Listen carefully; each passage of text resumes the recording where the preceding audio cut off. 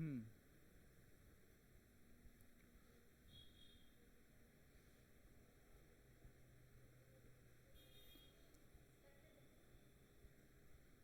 तीन।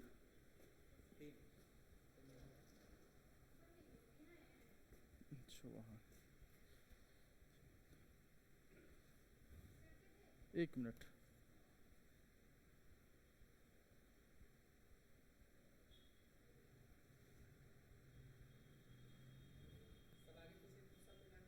हाँ ये सब कोई दिक्कत नहीं है। हम्म।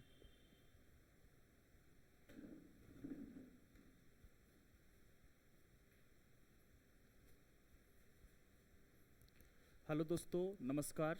आज हम लोग जो क्लास स्टार्ट करने वाले हैं आज जो हम लोग क्लास स्टार्ट करने वाले हैं वो रहेगा हमारा खोरठा का क्लास। और खोरठा का क्लास में हम लोग चैप्टर वाइज सारे चैप्टर को देखेंगे। और इससे पहले संयम रखना है सभी को कि हम चैप्टर में क्या पढ़ेंगे और क्या हमें पढ़ाया जाना चाहिए। और सबसे बड़ी बात ये है कि अगर आप पूरी तरह से फ्रेशर है तो पूरी ध्यान से पढ़े, और अगर कुछ खोरठा के बारे में आप पढ़ चुके हैं तो और भी धैर्य से पढ़े, क्योंकि कुछ तो अलग बताने वाले हैं। और हर क्लास में आपको कुछ नया सीखने को मिलेगा, और वैसी नया चीज़ सीखने को मिलेगा जो एग्ज़ाम में ज़्यादातर पूछे जाते हैं। हम अभी क्या करेंगे, जितने भी चैप्टर को पढ़ाएंगे या जितने भी सब्जेक्टिव हम कराएंगे उसके बारे में लास्ट में हम क्वेश्चन भी कराएंगे और उस क्वेश्चन को भी दिखाएंगे, और उस प्रकार से क्वेश्चन पूछे जाते हैं वो चीज़ भी आपको समझ में आएगा कि क्वेश्चन हम कैसे कवर करेंगे। तो चलिए ज़्यादा समय ना व्यतीत करते हुए हम लोग चैप्टर की ओर बढ़ेंगे और चैप्टर को स्टार्ट करते। सबसे पहले हम लोग खोरठा का अगर बात करें तो खोरठा भाषा में हम लोग पहले ये जानेंगे कि ये खोरठा है क्या। ठीक है, ये खोरठा है क्या ये जानेंगे और उसके बाद हम लोग काम आगे करेंगे। ठीक है,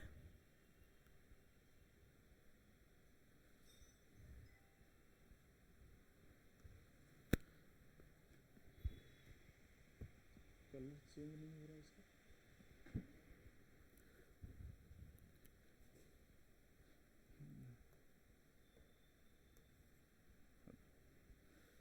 तो हम लोग सबसे पहले ये देखने वाले हैं कि ये खोरठा क्या है। और सबसे अहम बात ये है कि हम लोग जिस जगह पे रहते हैं और जो हमारा मातृभाषा है वो हमारा है खोरठा। ठीक है, हम देश का बात नहीं कर रहे, हम अपने स्टेट का बात कर रहे हैं। अगर देश का बात करें तो हमारे देश का राष्ट्रीय जो भाषा है वो हिंदी हो जाएगा, और हम अगर अपना झारखंड छोटा नागपुर का अगर बात करें तो हमारा हो जाएगा खोरठा। अब ये खोरठा शब्द आया कहाँ से और इसे एक झारखंड का मातृभाषा के रूप में क्यों दिया गया, इसका क्या उद्देश्य था कि इसे खोरठा भाषा को एक अलग सा भूमिका दिया गया, इसके बारे में जानते हैं। तो सबसे पहले हम लोग जानेंगे ये खोरठा भाषा जो है वो सदान भाषा से लिया गया है। सदान भाषा का मतलब भी समझेंगे हम लोग। ठीक है, आम तौर पर ध्यान देंगे, आम तौर पर जो भाषाएं देहाती क्षेत्र में बोले जाते हैं उसे खोरठा कहते हैं। अब यहां पर ध्यान देंगे, खोरठा कहते हैं बशर्ते वह भाषा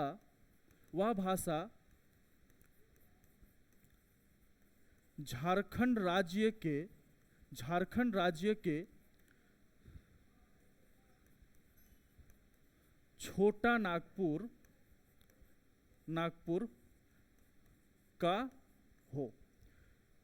ये चीज आपको ध्यान रखना है कि जब हम छोटा नागपुर का अगर बात करें, वो भी उत्तरी छोटा नागपुर के गैर जनजातीय मूल निवासियों की भाषा है सदान भाषा, और ये सदान भाषा को खोरठा भाषा हम लोग कहते हैं। यानी देहात में जो आम तौर पर या बोलचाल की भाषा में जो भी बातें की जाती है और लोगों के एक दूसरों में समझ में आती है उसे हम खोटा भाषा कहते हैं। यहाँ पे ध्यान देना है कि ये जो खोटा भाषा का एक क्वेश्चन बनेगा कि खोटा भाषा या खोटा क्या है, तो ध्यान देना है कि सदान भाषा है। क्या है ये? सदान भाषा है। अब यहाँ पर एक मुख्य बात आता है, क्या खोटा भाषा जो था क्या ये हमारे झारखंड से उत्पत्ति हुआ है या इसका उत्पत्ति जो है हमारे झारखंड से हुआ है?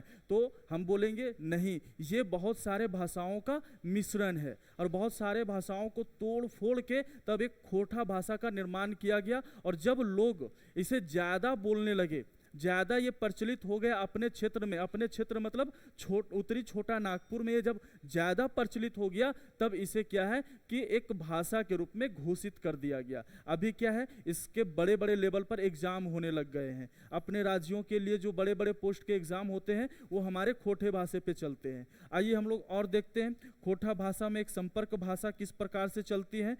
इसमें जो है विभिन्न प्रकार के समुदायों का भी मिलन है। अभी जैसे हम लोग बहुत सारे लोग हैं ना, खोटा भाषा तो बात करते लेकिन पूरी तरह से खोटा नहीं बात करते। अगर खोटा का बात बोले, अगर हम ऐसे बोले कि तू कहाँ जाए थी, तो ये एक आम तौर से बोलने वाली भाषा हो गई। लेकिन तो कहाँ जाए थन ऐसे बोलेंगे तो ये हमारा खोटा भाषा हो गया। ठीक है, तो ये दो चीज़ पे ध्यान रखना। जो हम लोग बोलते हैं वो खोटा नहीं है, वो बहुत ज़्यादा मिक्स है, और जो हम लोग पढ़ेंगे वो हमारा खोटा रहेगा। तो ये दोनों चीज़ मिक्स हो जाता है, जिसके वजह से एग्ज़ाम में बहुत ज़्यादा दिक्कतें आती हैं। तो मेरा कहने का लक्ष्य यही है या उद्देश्य यही है कि खोटा भाषा को इतना आसान भी नहीं लेना है, या ये नहीं समझना कि हम खोटा भाषा बोल लेते हैं तो हमें सब कुछ पता है। नहीं, हम जो बोलते हैं वो अलग है, और जो हमें पढ़ाया जाता है और जो हमें पढ़ना है वो अलग है। ठीक है, और यहाँ पर ध्यान देंगे कि खोटा भाषा का हमारा एक अलग ही पहचान है, हमारा अलग ही पहचान है। और अगर ज़्यादातर बोला जाए तो ग्रामीण जीवन और परंपराओं की धड़कन भी इसे कहा जाता है। छोटा नागपुर के ग्रामीण जीवन की परंपराओं का धड़कन भी कहा जाता है। किसे कहा जाता है? खोटा भाषा को या फिर सदान भाषा को। ये चीज़ याद रखना है जो कि क्वेश्चन बनेगा। आइए हम लोग इसकी उत्पत्ति के बारे में ध्यान देते कि उसकी उत्पत्ति किस प्रकार से हुई है। खोटा भाषा को सबसे पहले हम लोग देखेंगे प्राकृतिक एवं अपभ्रंश के बारे में कि ये कैसे उत्पत्ति हुआ है। सबसे पहले जब भाषा कहीं भी बोली जा रही थी, खास करके हम अपने भारत का अगर बात करें तो सबसे पहले ज़्यादा अगर प्रचलित था ना तो संस्कृत भाषा था। ठीक है, बहुत सारे ऐसे लोग हुए संस्कृत बोलते थे, और बहुत सारे लोग क्या हुए कि संस्कृत में ज़्यादातर उनका आवाज़ नहीं निकल पाता था। जैसे बहुत सारे ऐसे वर्ड होते जिसको हम लोग अच्छी तरह से बोल नहीं पाते, तो उसका एक दूसरा रूप दे देते हैं या दूसरा नाम दे देते हैं, और उस नाम से भी हम लोग उस चीज़ को पहचानना शुरू करते हैं। तो ध्यान देंगे कि सबसे पहले संस्कृत भाषा बोली जाती थी और बहुत सारे लोग इसे बोलते थे। जब उसका जनरेशन बढ़ता गया तो कुछ ऐसे लोग हुए, कुछ ऐसे जन्म लिए जिनका ये भाषा से थोड़ा हटके दिमाग काम किया, और उसी लैंग्वेज का, उसी भाषा का किसी दूसरे चीज़ का नाम अलग दिया। अगर हम बोलेंगे, यहाँ पर ध्यान देंगे, ये हमारे हाथ में पेन है। ठीक है, हमारे हाथ में पेन है, तो किसी ने पेन कहा, किसी ने कलम कहा, तो क्या चीज़ एक है लेकिन नाम क्या दिया गया? दो नाम दिया गया। अगर पेन बोल दिए तो इंग्लिश वर्ड का हो गया, कलम दे दिए नाम तो हिंदी वर्ड हो गया। ठीक है, इसी प्रकार से संस्कृत बोले जाने पर कुछ कुछ ऐसे भाषाएं थे, कुछ कुछ ऐसे वस्तु थे जिनका नाम जो है प्राकृतिक रूप से पड़ा, और जब प्राकृतिक रूप से पड़ा तो उसका तोड़ फोड़ भी हुआ। उसका जब तोड़ फोड़ हुआ ना तो उसका एक अलग ही नाम निकलते चला गया, और जब अलग नाम निकलते चला गया तो कहीं ना कहीं ये जो संस्कृत बोला जा रहा था वहाँ से वो जो आवाज़ आता था, जो उच्चारण था, वो अलग होना शुरू हो गया। जब ये उच्चारण अलग हो गया तो उसी का एक बिहारी भाषा समूह बोला गया। अब यहाँ पर हम लोग ध्यान देंगे कि 2000 से पहले झारखंड भी बिहार का ही एक हिस्सा था, या फिर बोल सकते हैं बिहार भी झारखंड का हिस्सा था। तो उस समय जो भाषाएं बोली जाती थी बिहारी भाषा समूह के रूप में उसे कहा जाता था, और बाद में जब ये अलग हुआ तो इसका चाल चलन, बोली चाली, उच्चारण ये अलग हुआ, और जैसे जैसे ये एक दूसरे से अलग होते चला गया वैसे वैसे एक अलग भाषा का प्रयोग होने लग गया, और उसे नाम दे दिया गया खोरठा। अभी यहाँ तक मुझे आशा है कि अब ये नहीं दिमाग में घूमेगा कि ये खोरठा की उत्पत्ति कहाँ से हुई। सबसे पहले खोरठा से पहले संस्कृत बोली जाती थी, उसमें बहुत सारे ऐसे वर्ड या उच्चारण होने लग गए जो अलग निकल के आए, जिसे प्राकृतिक नाम दिया गया। उससे कुछ ऐसे अपभ्रंश के रूप में कुछ वर्ड्स आए जो अलग तरह से बात किए जाने लग गए, और फिर उसे जब तोड़ के अपने देहाती क्षेत्र भाषा में बात किया जाने लगा और पूरी तरह से एक अलग ही उसका पहचान दिया गया, तो उसे हम खोरठा का नाम दिए और वही हमारा एक भाषा हो गया, और इसी का अभी आधुनिक तौर से प्रचलन चल रहा है। एक बात और यहाँ पर ध्यान देंगे, खोरठा को खरठा शब्द से भी संबोधित किया जाता है, यहाँ पर ध्यान देंगे। दूसरे में अगर बात करें तो खरोष्टी लिपि से भी इसे संबोधित किया जाता है, लेकिन विद्वानों ने इसे ज्यादा वैल्यू नहीं दिया। हालांकि क्वेश्चन में आएगा, ऑप्शन भी देगा।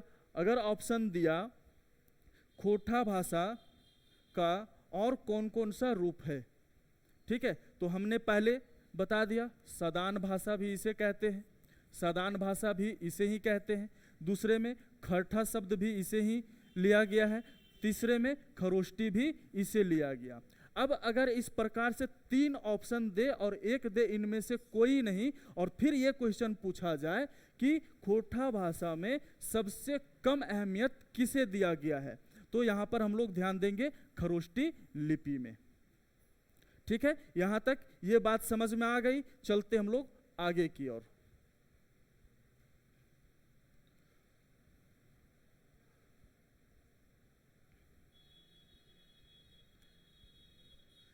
आगे की ओर चलते हैं। अगला जो हमारा हेडिंग बनेगा वो है भाषा परिवार का वृक्ष है। भाषा परिवार का वृक्ष है। अब इसे भाषा परिवार का वृक्ष क्यों कहा गया भाई? ऐसा बात आया कि भाषा को एक परिवार का वृक्ष कहा गया, तो हम क्या जानते हैं भाषा किसे कहते हैं? भाषा का मतलब हो गया कि जो हम बोलते हैं वो सुनने वाले को समझ में आना चाहिए, या वैसे सुस्पष्ट होना चाहिए जिसका कोई अर्थ निकले, तो वही हमारा भाषा कहलाता है। ठीक है, अब ये भाषा एक वृक्ष के रूप में काम किया, एक परिवार के रूप में काम किया, क्योंकि ये खोरठा भाषा एकाएक तो आ नहीं गया। इसका उत्पत्ति होने के लिए कहीं ना कहीं समय लगा, कहीं ना कहीं बहुत सारे ऐसे भाषाएं थे जिनको छोड़ दिया गया पीछे, और उसके बाद इसे आगे लाया गया, है ना। तो ये चीज यहाँ पर ध्यान देंगे। ये शुरुआत किया गया था हिंद आर्य के द्वारा, हिंद आर्यों के द्वारा शुरुआत किया गया। उसके बाद कुछ दूर इन्होंने हिंद ईरानियों ने लाया, और फिर हिंद यूरोपियों ने, और उसके बाद आधुनिक अभी चल ही रहा है। अब क्या यहाँ पे दिमाग में आना चाहिए, क्या ये खोरठा भाषा हमारा अपना झारखंड का नहीं है? तो हम बोलेंगे बिल्कुल नहीं है, लेकिन झारखंड के लोगों ने इसे अपनाया है। क्यों अपनाया? क्योंकि झारखंड के लोगों के पास इस भाषा को समझने, बुझने, लिखने और जानने और दूसरे को सिखाने की क्षमता आ गई थी। वो चीज़ वो जान चुके थे। इसके लिए जो है ना, सो यहाँ के लोग इस भाषा को ज़्यादा पसंद किए, ज़्यादा बोलचाल में इसका प्रयोग करना शुरू कर दिए, इसलिए यहाँ पर खोरठा का प्रचलन चल गया। अगर ये दूसरे जगह से आया हुआ था और यहाँ के लोग इसे ज़्यादा वैल्यू नहीं करते, तो हो सकता था इसके बारे में आज कोई जिक्र नहीं होता। ठीक है, यहाँ पर ध्यान देंगे कि खोरठा हमनिक माय कोरवा भाषा लागे। इसका मतलब ये यहाँ पे जो मिला आपको, ये जो मिला ना, ये हमारा शुद्ध खोरठा है। हम लोग अगर इसको अपने लैंग्वेज में बोले, जैसे बोलचाल की भाषा में, तो क्या बोलेंगे कि हम इनके खोरठा भाषा है ना, से मातृभाषा है, ऐसे करके बोलेंगे। लेकिन अगर ठेठ खोरठा में अगर हम बात करें तो ऐसे बोला जाता है, खोरठा हमनिक माय कोरवा भाषा लागे, यानी खोरठा भाषा है जो हम लोग का मातृभाषा है। ऐसा बोला जा रहा है और ऐसा ही है, और झारखंड के लिए यही क्वेश्चन भी बनेगा। और अगर बात किया जाए खोरठा भाषा का लिपि कौन सा है, ठीक है, तो एक तो हम लोग देखें खरोष्टी लिपि,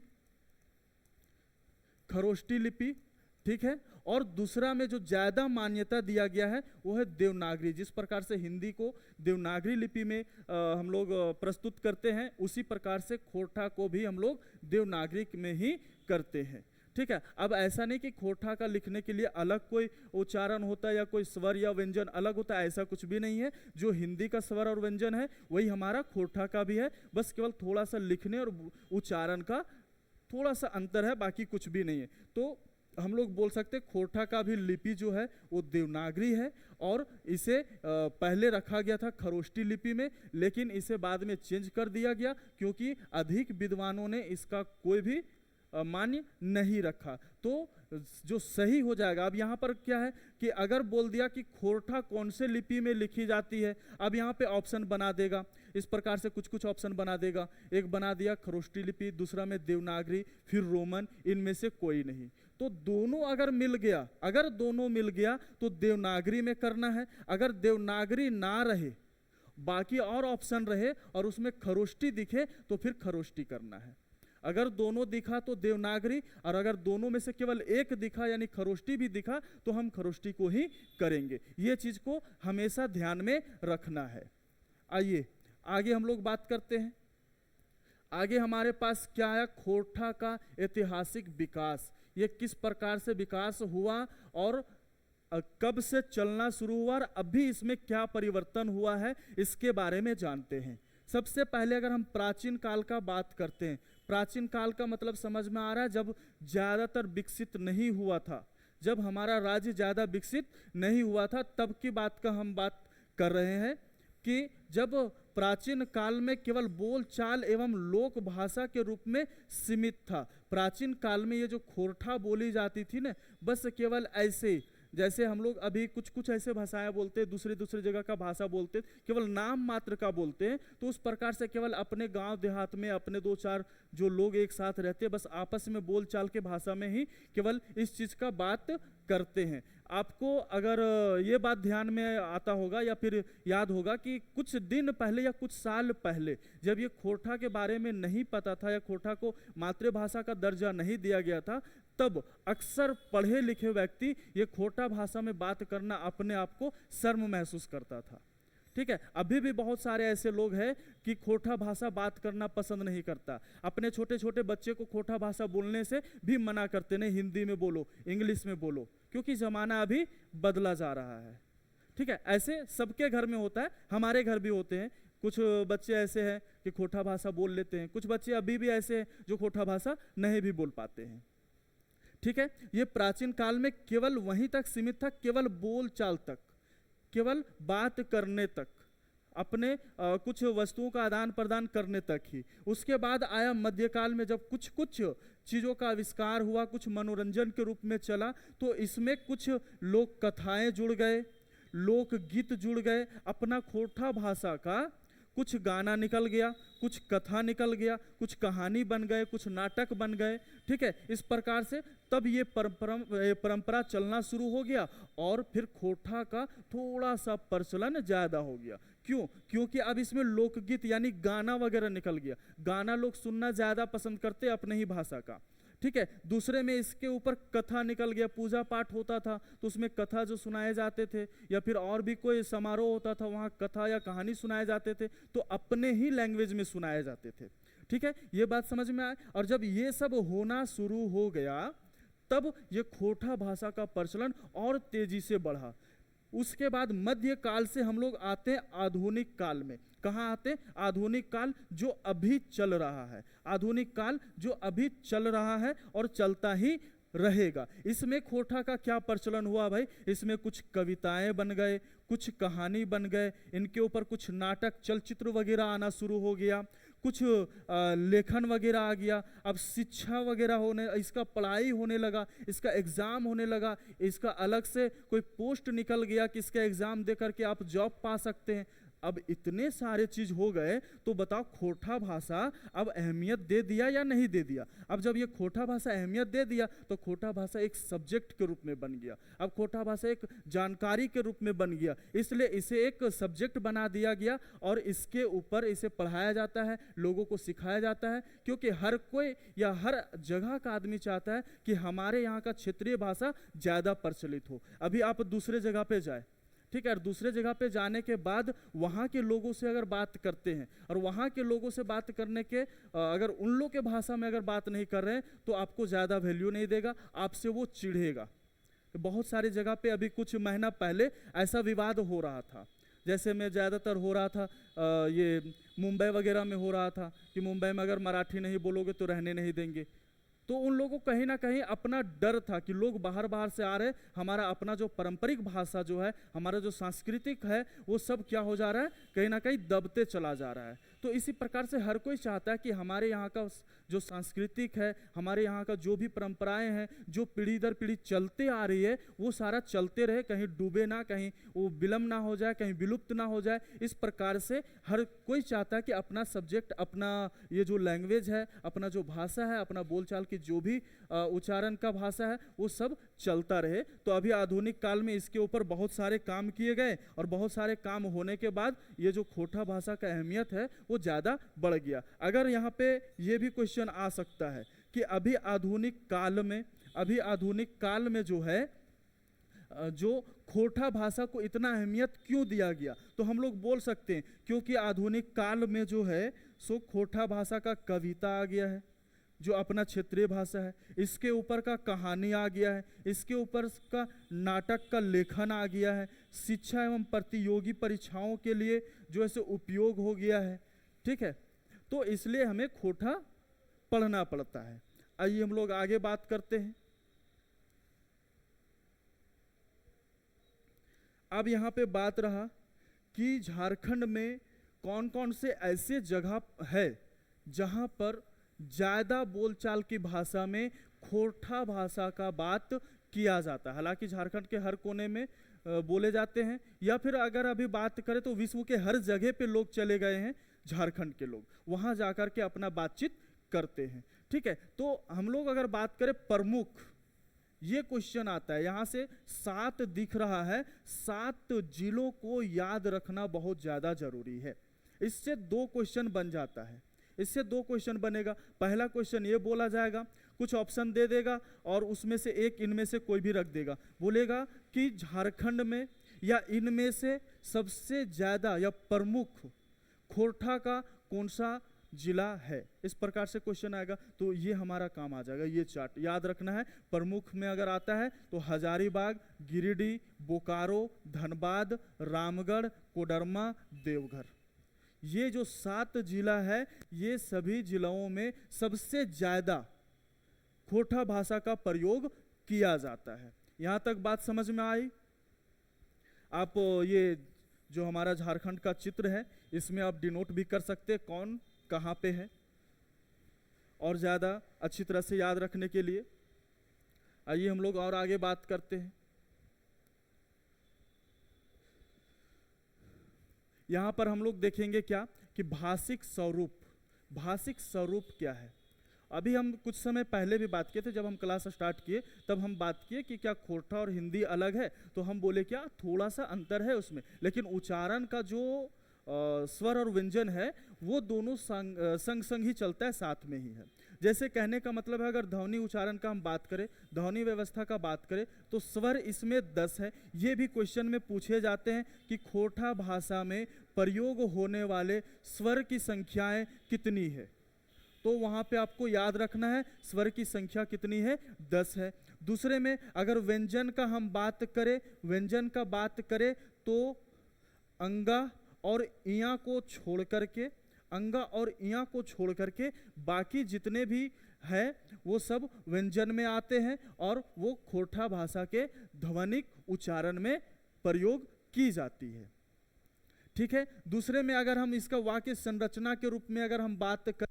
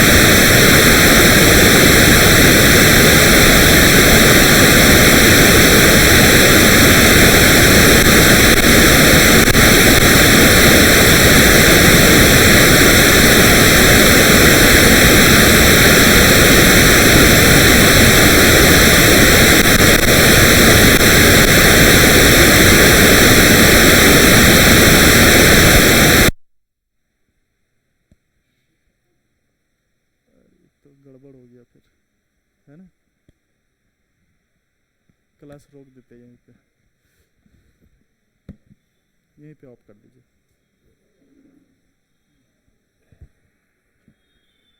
पूरी तरह से डाउन हो गया।